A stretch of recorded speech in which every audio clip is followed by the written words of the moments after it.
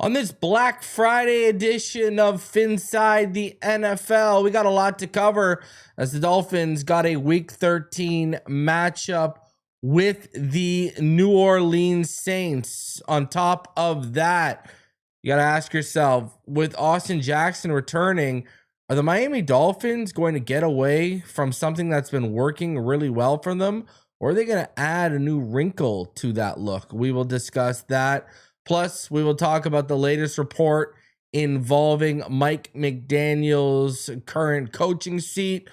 Plus, we got a whole lot more. Do me the favor, smash the like button, subscribe if you are new, and as always, let's get into this.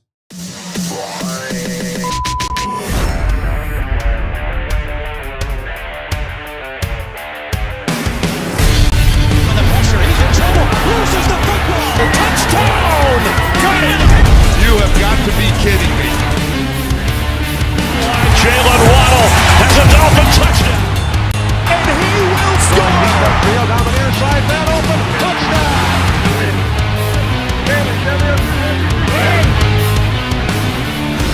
The run from Tua Tagovailoa. Touchdown! He's going deep. He's got it over the touchdown again.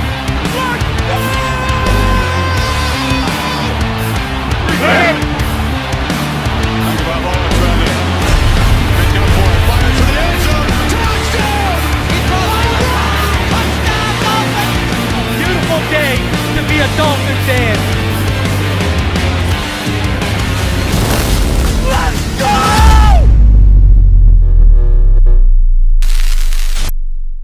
What is good, Finn Nation? What's good? It's your boy Reason. We're back here for another one. Appreciate each and every one of you coming through for today's episode.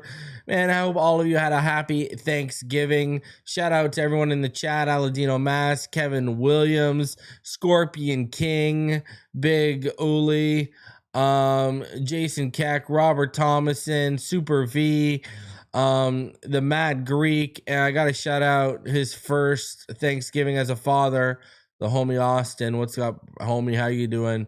Shout out to all of you in the chat as you come through. Goober83, shout out to you. Happy Thanksgiving, man.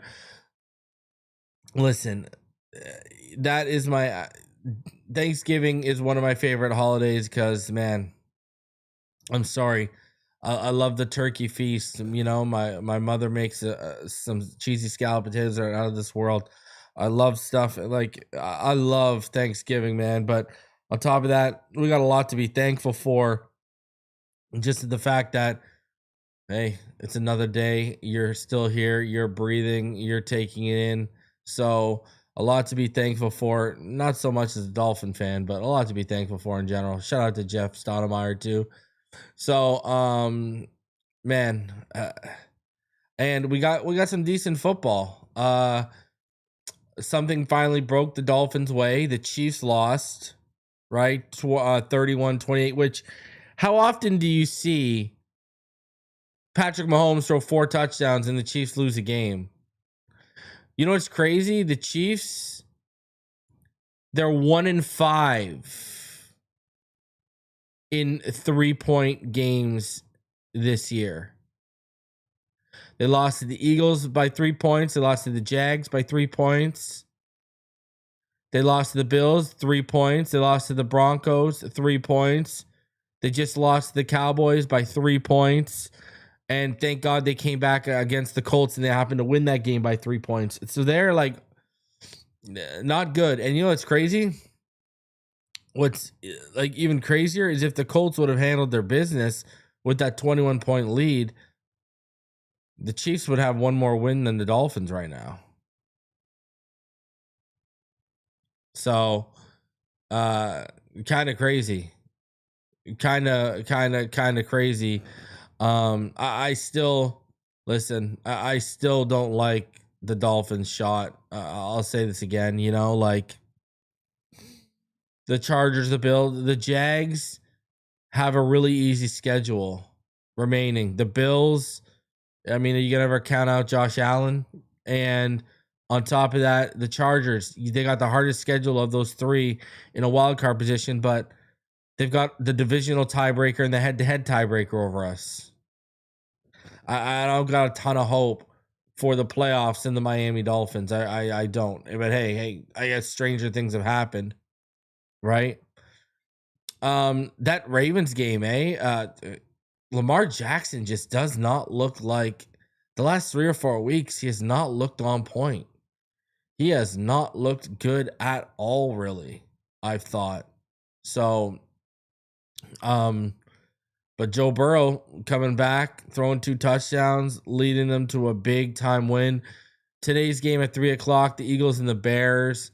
I actually think that's going to be a better game than people give it credit for. For some reason, I've been smashing. I just love Colson Loveland as an anytime touchdown scorer, and I love him as a potential 2 touchdown scorer in that game. I don't know why, I just do. Like I have a parlay with the Bears winning, Loveland for 2 touchdowns, and and one other thing on the parlay. So I don't know. But hey, remember just a couple years ago we were playing the Jets in the first Black Friday game, and the Javon Holland interception, the pick 6, right? Almost 100-yard pick 6. Kind of crazy, eh? So, and here we are. Javon Holland now is not even a Miami Dolphin anymore. How times have changed. And every time Thanksgiving football comes around, I always think about that Joey Harrington game, man. I thought Joey Harrington was going to turn the corner for us when we went and beat the Detroit Lions. And, I mean, obviously it didn't. It didn't work out. So, but, yeah. As you come through, do me the favor, smash the like button. If you are new, go ahead and subscribe. I want to shout out the sponsor of today's video. That, of course, is Sleeper. If you think you know football, then try to turn your football knowledge into real money with the Sleeper app, the ultimate fantasy sports app that can turn game day into payday. Just download the Sleeper app and pick more or less on your favorite players. With more stats than any other daily fantasy app, just choose 2 or more of your favorite players from pregame or live. Pick from the predicted stats, and you could win up to 1,000 times your money if your picks win. Use promo code Phinside, and you'll get up to $100 match on your first deposit. Terms and conditions do apply. See Sleeper's terms of use for details. And if you use my promo code Phinside right now and sign up, you will get a free $20 deposited from Sleeper directly into your account that you can use on some betting. So go check out Sleeper today. Shout out to Sleeper for sponsoring the video.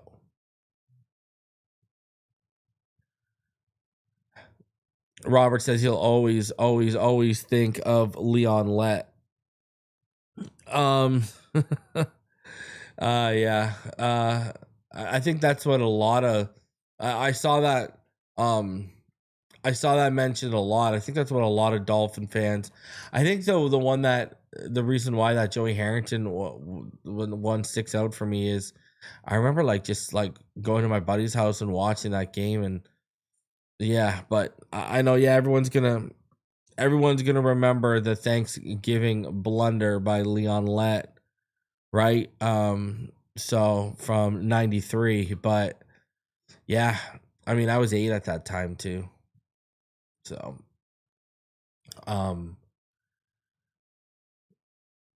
man, hey, reason with the downfall of the Chiefs, Ravens, Bills, etc. was truly supposed to be us instead of Denver, Indianapolis, Pittsburgh, and the Chargers.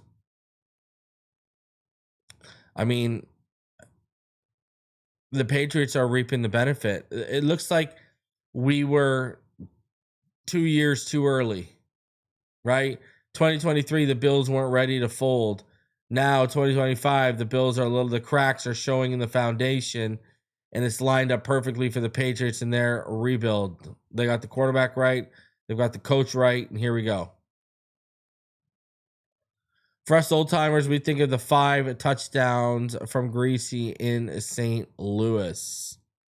Yeah, that I was not around for that game, and with the amount of touchdowns Greasy threw in a season, that was probably half of his touchdown count in one game. Shout out to George Albanese. Appreciate you, sir, coming through. All right. Let's start to get into everything here. All right. We got a lot to cover, a lot to go into. First thing I want to do is shout out Jordyn Brooks. All right.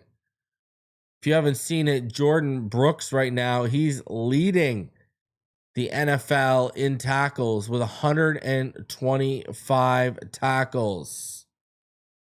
You want to hear on something else that you'll probably really like regarding him? Well, the most tackles by a player in his first 2 seasons as a Miami Dolphin, Zach Thomas had 282. Jordyn Brooks is at 268.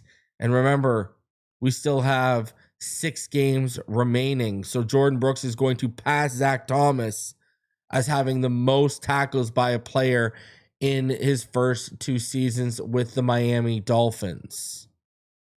This is an all-pro level player. Now, I want to discuss this too because of this reason. As you all remember, I was not an avid fan of Jerome Baker, right? As you all remember, I'll never forget that day when we signed Jerome Baker to that extension, and I was at the zoo with my oldest daughter, the best man, the guy who was the best man at my wedding, and his daughter. I'll never forget this.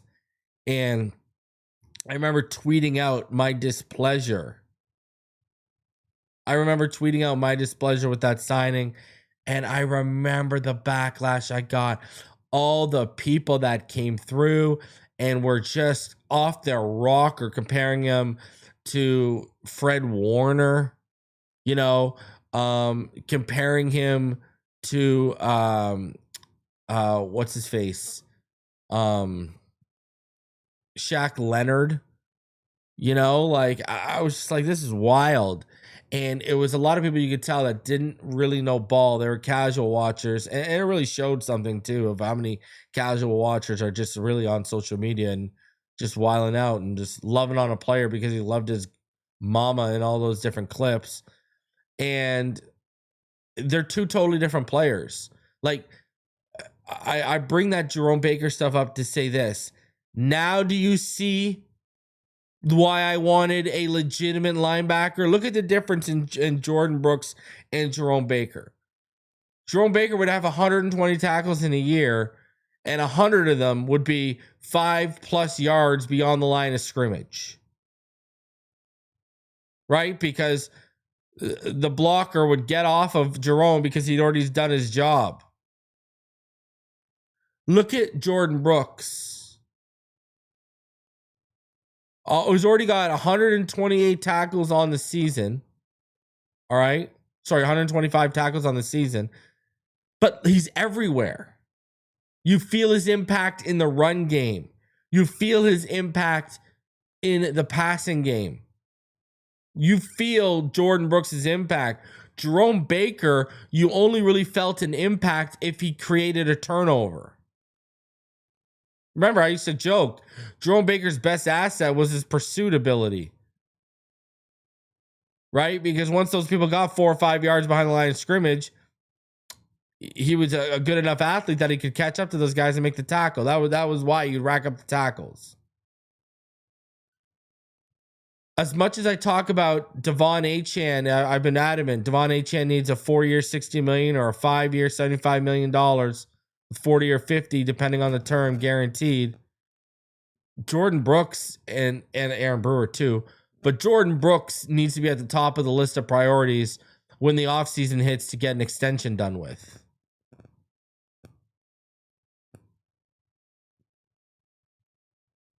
Jordyn Brooks is like a heart and soul player of this team.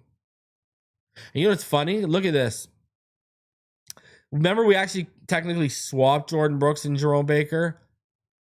And Jerome Baker went to the Seahawks. And we got Jordyn Brooks. And now look at Jerome Baker. Jerome Baker's bounced around teams. And he can't stick anywhere, let alone make a real impact.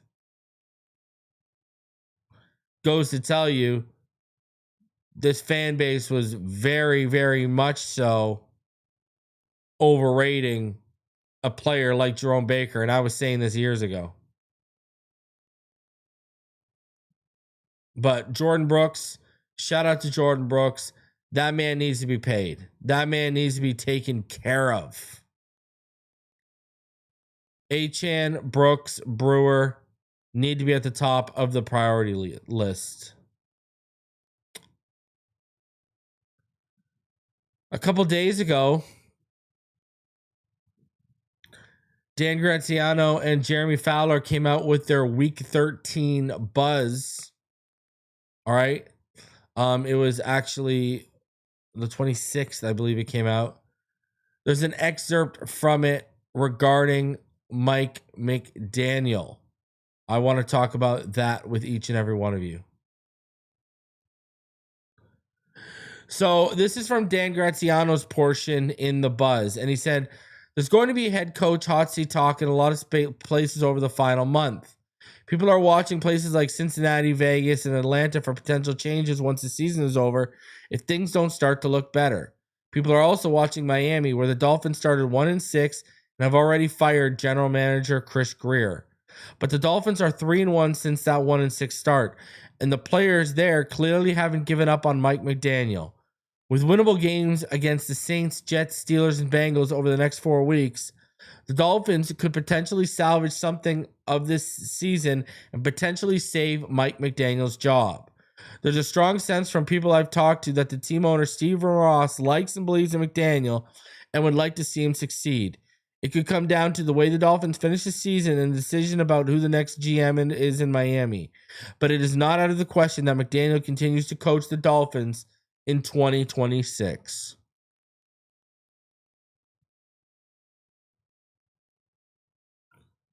So it's kind of the same story, right?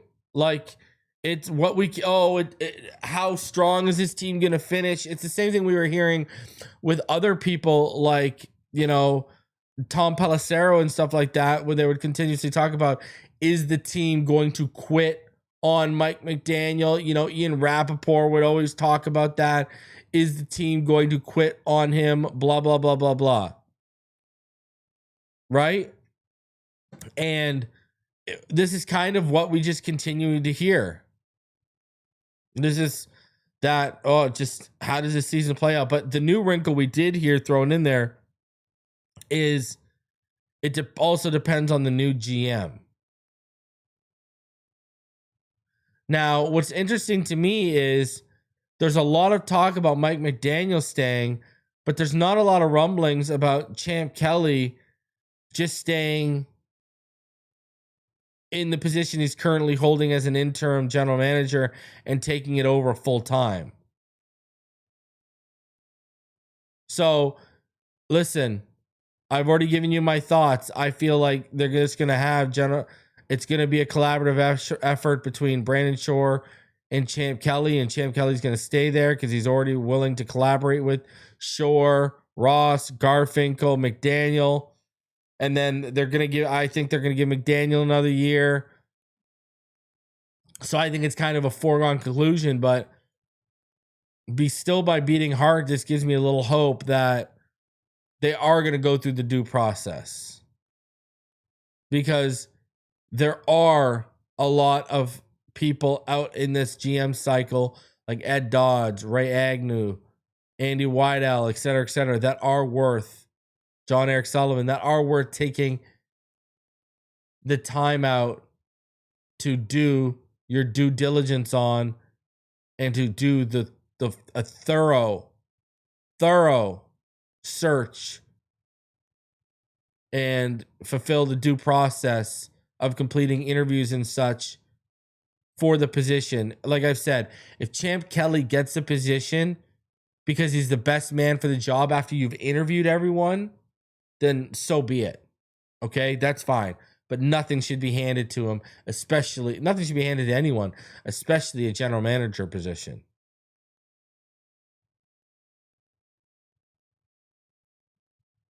That's that, and I let that be known. So that's where I'm at with all of that. And, it continues to be talk of, let's just say this, his seat has cooled down. Now, for all you Dolphin fans, the Bengals game in a couple weeks, there was an announcement regarding all of that stuff. All right. They put out this: Dear Dolphin fans, happy Thanksgiving. On behalf of the entire Miami Dolphins organization, we want you to know how grateful we are for you and your loyalty and support over the years. As we enter the holiday season, we are reflecting on things that matter the most: family, friends, tradition, celebrating special moments with the ones we love. This December, we're excited to share that we will be celebrating you, our Dolphins family, and 60 incredible years of Dolphins football together. During our home game on December 21st against the Cincinnati Bengals, we will recognize the 60th anniversary of the franchise and the moments, the traditions, and the people who have made this organization special. Before the game, we will toast to our founding members from the 1966 inaugural season, celebrating the fans who started this incredible tradition of loyalty. During the game, we will honor some of the greatest players from each decade of Dolphins football. The team will also take the field in our iconic aqua throwback uniforms, paying homage to our roots. As we celebrate together, we will reflect on many significant moments in the Dolphins' storied history, but none of it means anything without you in the stands. Game after game, year after year, generation after generation, this is our legacy. Thank you for being a part of the Dolphins family. Can't wait to celebrate with you on December 21st. Here's to the next 60 seasons together. So there you go. The Dolphins fans have wanted it. You are going to get it. The Dolphins will be wearing their throwback jerseys this year. I know there was a lot of people worried that we were going to have no throwback. We had no throwbacks on the schedule this year. So there you go. Another interesting thing I want to talk about, going back to that Jeremy Fowler article for a second, they talked about Anthony Richardson. And they talked about Anthony Richardson wanting to work with someone from the McVay tree, and basically someone who can, take him on as a reclamation project and help fix his career. Now, in no way, shape, or form am I advocating for him, but I really, truly wonder if that's something McDaniel would be interested in due to the successful reclamation project he had with Tua Tagovailoa. And obviously, Anthony Richardson is a much more dynamic athlete, and has a much bigger arm. But I'd rather draft Taylor Green and see if and just build them from the ground up. I wouldn't try to get spoiled goods and try to turn them into something. So, but I did find that interesting that they specifically mentioned that, and the whole Kevin O'Connell situation, right? Because of his reclamation ability. So, all right. We got a game this weekend. Dolphins football is back. Do me the favor, smash the like button. If you're new, go ahead and subscribe. Hit that little bell.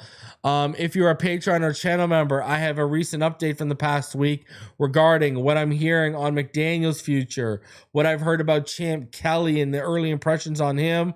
Plus, I've got some info on Brandon Shough. So go check that out if you're a Patreon or channel member and you have not yet. All right. If you want to become a Patreon or channel member, click the join button down below. If you want to become a Patreon, follow the link that you will see scrolling beneath me, patreon.com/Phinside The NFL. All right. Now, let's get into this weekend and this game. And let's start off with, what's the weather going to be looking like? Well, there's a slight chance of rain showers right now as it looks, and it's going to be at a high of 80, low of 79. You're going to have wind gusts up to 16 miles per hour. Cloud cover is going to be anywhere from 35% to 63%. The chance of precipitation is around 20%. Slight chance of rain. So it's going to feel like 83, get a low of feeling like 79. Man, I'll tell you this much. Count your lucky stars. Up where I'm at right now, it is like snow squalls, blizzard. It is everywhere right now. It is not fun up where I'm in. It's really, really cold. All right. it is really, really cold. Like where I'm at, it's like 14 degrees Fahrenheit where I'm at right now. So it is no joke whatsoever.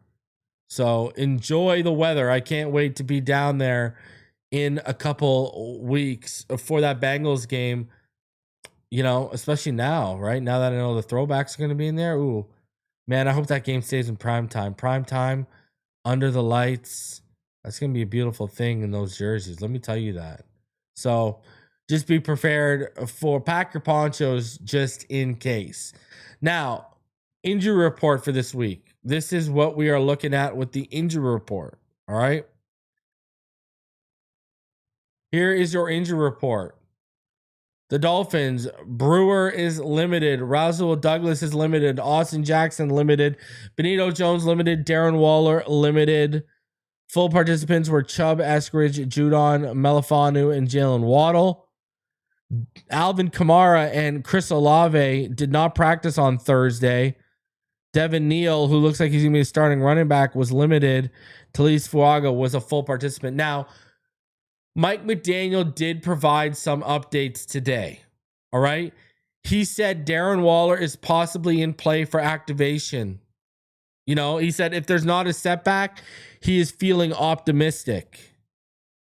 Now, Friday's practice is going to play out today, and they're going to decide whether they activate Austin Jackson off of IR ahead of the Saints game. McDaniel also said he's optimistic he will be activated. So there is optimism that we will have Austin Jackson and Darren Waller back for this week. McDaniel said he's very optimistic about Rasul Douglas returning this Sunday. Sounds like Aaron Brewer and Benito Jones, they will be good to go as well. So from what we're getting, right? I mean, from what we are seeing here, it sounds like we are going to, all those limited participants are going to be good to go for the Miami Dolphins this week. So let's see. Let's see where we're at, because that would be a big boost and a big shot in the arm to get all of those guys back at once. Darren Waller and Austin Jackson would be great for this offense. Really, really would. Now, how do these teams stack up? When you look at how they stack up right now, the Dolphins, they are ranked 25th in total offense. The Saints are 26th. Look at that. Dolphins averaging 300.4 yards per game. Saints, 296.8. Passing offense, the Saints are 20th. The Dolphins right now have a worse passing offense than the Saints. 187.5 yards for the Dolphins to 205.3 for the Saints. Rushing offense, Dolphins are 18th. They're averaging 112.8. Saints, they are 29th, and they are down. There is no Alvin Kamara. There is no Kendre Miller. They are relying on Devin Neal. And right now they're averaging 91.5 yards per game. Scoring offense, the Saints are only averaging 15 points per game, 31st in the NFL. Dolphins are averaging about 20.6 points per game, which is 24th. Sacks allowed, the Dolphins, they've allowed 23, which is 11th. The Saints, they've allowed 28, which is 19th. In terms of third down offense, both are relatively the same. Dolphins, they're 21st, which is with 37.8%. The Saints are 20th with 37.9%, which is crazy because remember, the Dolphins, for like the first, 6 weeks, were a top 5 third down offense. And now they were number 1 at one point. And now they've fallen to 21st. Brutal. Total defense, the Saints are 12th. Dolphins are 25th. Passing defense, the Saints have the 9th best passing defense in the NFL. They're only allowing 192.5 yards per game, which is right around the 187.5 the Dolphins are averaging on offense. Dolphins are 12th in passing defense, 207.2 allowed. Rushing defense, the Saints are 21st. That's a big weakness for them. They're allowing 123.5. But look at the Dolphins, 29th. The Dolphins defense is allowing 142.6 yards per game on the ground. That is terrible. Scoring defense, again, they're both around there. The Saints are 24.9 points per game, 22. The Dolphins, 24.5 points per game, which is 21st. Sacks, the Saints have 24. The Dolphins have 21. Third down defense, the Saints are 13th. They're allowing a 36.9% completion percentage. Conversion percentage, which is right around the 37.8 the Dolphins are currently converting at. But look at this. The Dolphins defense is 26th on third down, allowing a 41.9 conversion rate. Takeaways, the Dolphins have 12, which is 19th. The Saints have 13, so right around the same. And then giveaways, the Saints have 17. The Dolphins have 17 too. So a lot of parallels when you stack these teams up in terms of where they are at, like a lot of similarities. And that's not necessarily a good thing. You don't want to be compared to the Saints, who are arguably the worst team in football, next to the Raiders and the Titans. But I mean, look at this. They both almost tied for total offense. Almost tied on third down offense. Almost tied on scoring defense. Almost tied on giveaways. So a lot of similarities. So now let's keep it moving here. You know what we got to do? We do it every time. We got to go ahead. We got to get into my keys to victory. And man, you better be able to execute. That's all I know. You better be able to execute these keys this week. All right. So let's start off with my offensive keys to victory. So you got to send the house at Tyler Shough. All right. You got to send the house at Tyler Shough. And I'll tell you why right now. Tyler Shough is really struggling against the blitz. You look at when he's blitzed right now, Tyler Shough, when he's blitzed, has a 39.4 completion percentage. He has an NFL passer rating of 57.4. Hell, when he's under pressure, he has an NFL passer rating of 51.6 and a completion percentage of 38.2. It's even worse. So Tyler Shough under pressure, he is not so hot this year. And guess what? Kelvin Banks Jr., all right, their left tackle that they took 9th overall this year in 2025, he has allowed the second most pressures in the NFL. He's allowed 34 pressures. That is the second most in the NFL.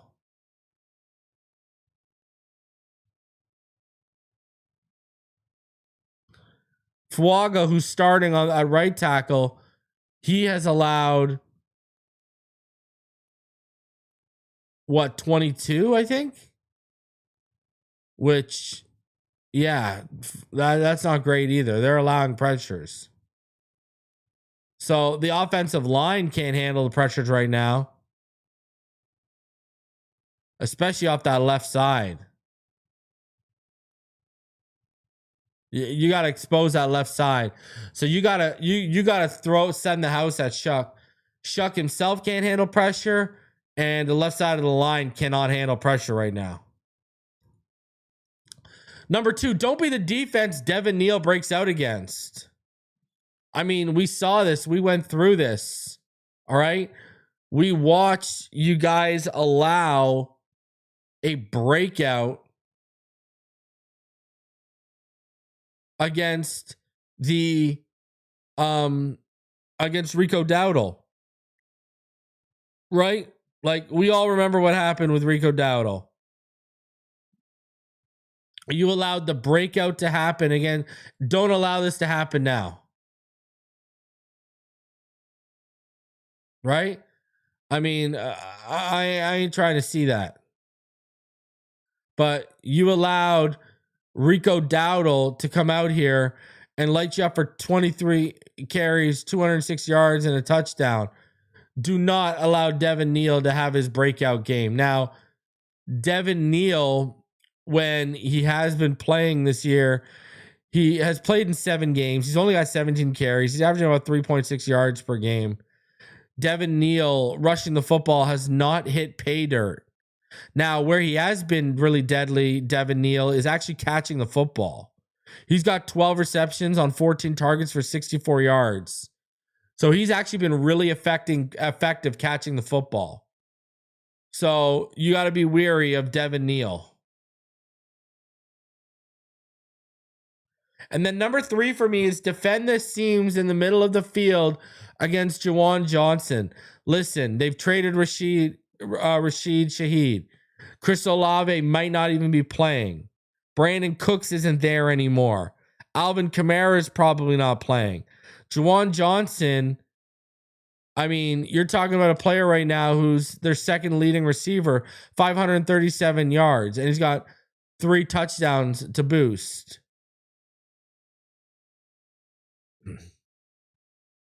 And, you know, the other thing too is, you know, Tyler Shough, right? He's been a target of Tyler Shough's preference. He has been a legitimate target of Tyler Shough's preference. So, you know, you go look at Tyler Shough when they beat Carolina 17-7,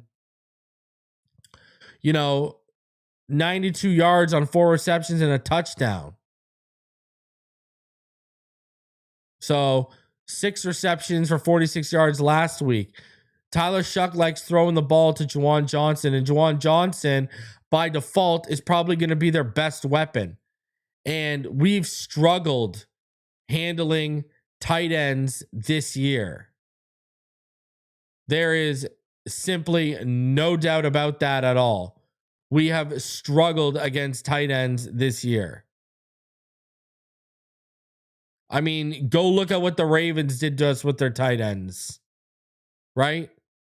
You know, I mean, Isaiah Likely had 60 yards. Charlie Kohler had 23 yards, and Mark Andrews had 22 yards and 2 touchdowns, and Charlie Kohler had a touchdown. Between 3 of their tight ends, we allowed 105 receiving yards on 7 catches and 3 touchdowns. And we've notoriously always been bad at covering tight ends. I mean, look at what Dalton Kincaid has done to us in the past. Right? I mean, now I know he wasn't a huge factor against us last time we faced them. When we beat them, we shut them down, and that was good. But when they beat us early in the season, remember, he was 5 receptions on 6 targets for 66 yards and a touchdown. So, I mean, you got to defend the seams in the middle of the field against Juwan Johnson. So send the house at Tyler Shough. Don't be the defense Devin Neal breaks out against, and defend the seams in the middle of the field against Juwan Johnson. Those are my keys to victory for the Miami Dolphins on defense. All right. So yeah, you gotta be on point, man. You just gotta be on point. You gotta be on point.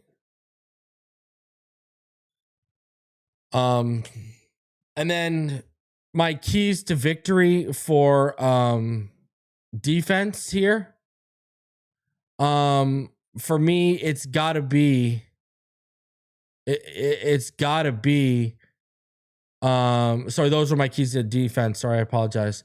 Offensive keys to victory, you got to shake off any rust, and you got to find your rhythm early. You got to find your rhythm early on offense. You can't afford not to find your rhythm. You got to listen. You can't stray away from what's been working. All right? You just can't. You just can't stray away from what's working. And what's been working is this offense running through Devon Achane. Sorry, I just realized my graphic guy screwed up all my my graphics for my keys to victory. So I'm just going to run off the top of my head. Yeah, so you got to keep doing what's working. And that's the offense has been running through Devon Achane. Right? I mean, go look at the last 2 weeks. 174 yards and 2 touchdowns against the Buffalo Bills. Right? 120 yards on the ground against the Washington Commanders. Right? But he's also adding receptions. He had 5 receptions for 45 yards against the Commanders. He had 6 receptions for 51 yards against the Buffalo Bills. So you're talking about 165 all-purpose yards last week. And, over 229? 229 yards the week before.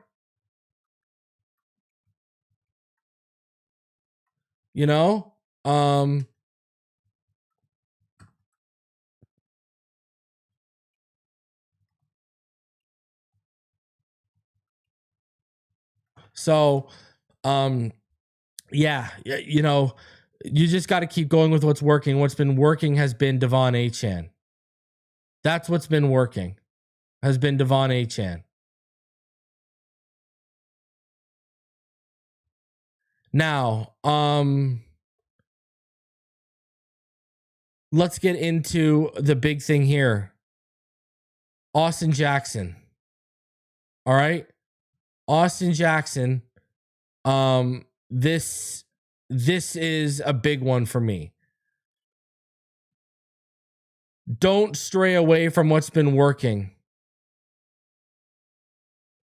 And I said that about Devon Achane, right? But now I'm going to talk about the offensive line with that.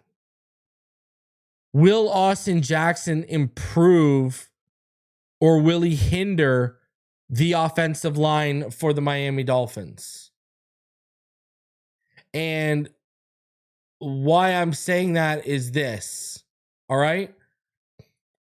That 6 offensive lineman personnel package we've been running. Are they going to throw it out the window now that Austin Jackson is back? Is that going right out the window? Now, it's been very successful. Very successful. And you look at Daniel Brunskill when he's been in there this year. All right? Daniel Brunskill, I mean, he's taken quite a bit of snaps this year. I mean, in line, he's had 58. Between center and right guard, he's had 32 snaps, right?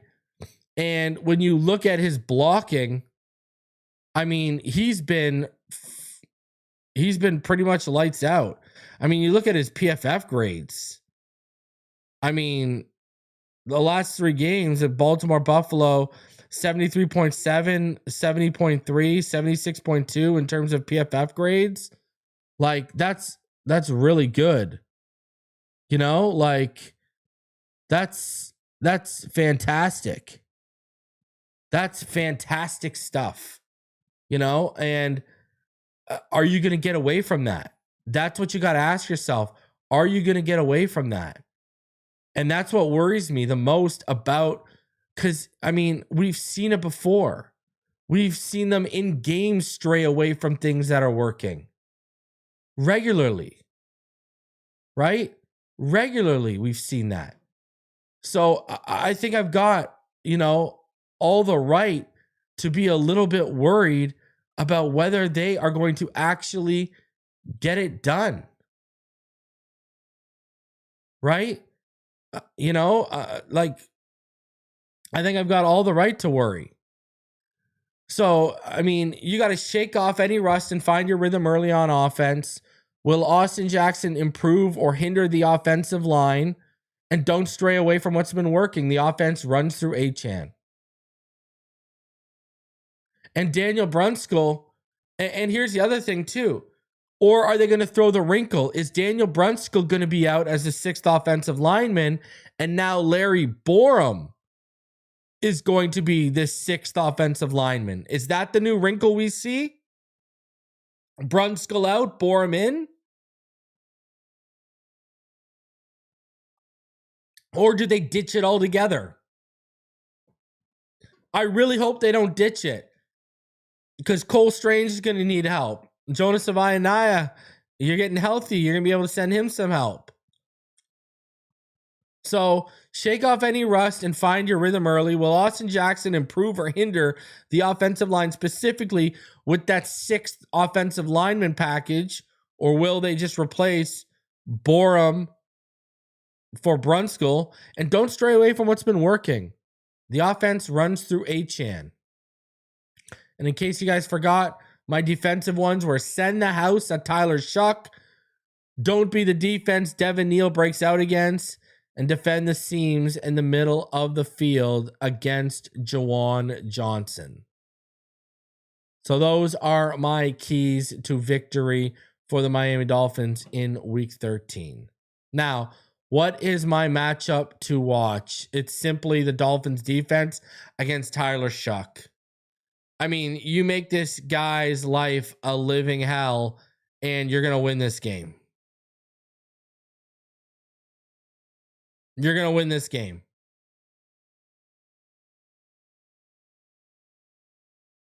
I just don't. Now, I will say this. Tyler Shough has flashed. Do I think he's the answer? No, he hasn't shown he is or proven he is yet. But Tyler Shough has flashed a little. As much as I said, don't let this be the game where Devin Neal breaks out against you. Don't let this be the game where Tyler Shough goes off on you.